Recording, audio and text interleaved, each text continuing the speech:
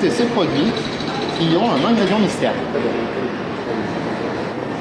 Il n'y a pas de farine? Il faut de la fleur d'oranger. Bon alors je vous aide.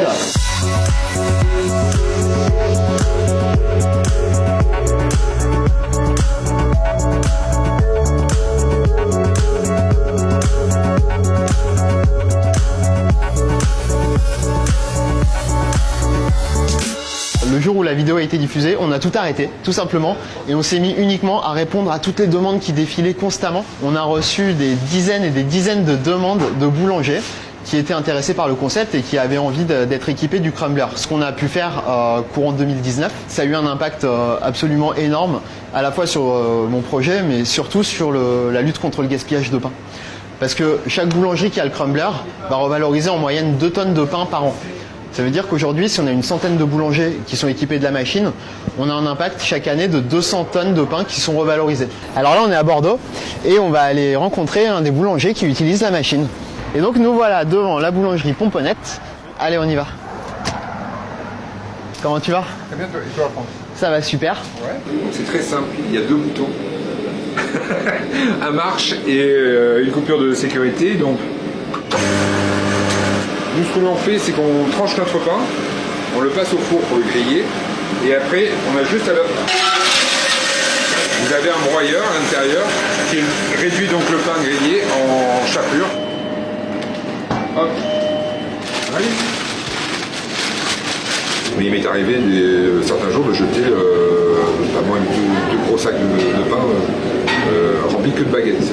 Sachant que les associations, nous, sur Bordeaux, ne veulent pas ou plus se déplacer, donc pour moi c'était un réel problème. Donc là maintenant, je jette quasiment plus de pain le soir. Vous avez une première chapelure ici, qui est faite avec du pain de la veille, donc qui est assez grossière et surtout qui est assez humide. Ça va être surtout tout ce qui est gâteau, muffins, etc.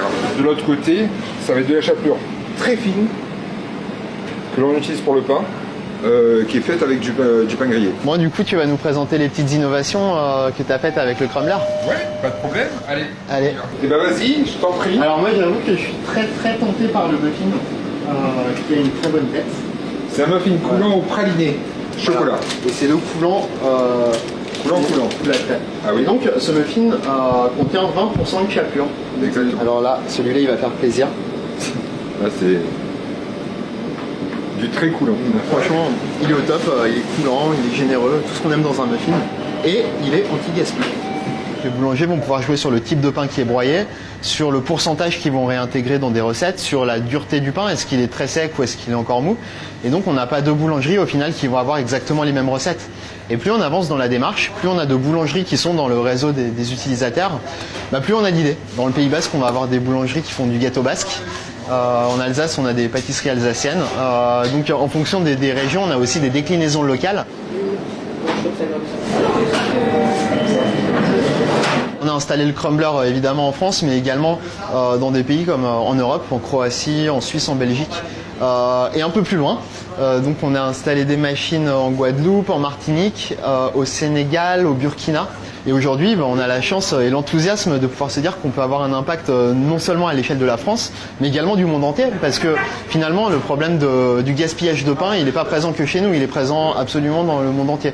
C'est clair que demain, on espère que le crumbler va devenir une machine standard finalement dans le milieu de la boulangerie pour pouvoir tout naturellement revaloriser les invendus et que ça ne vienne même plus à l'idée d'une boulangerie de jeter du pain en fin de journée.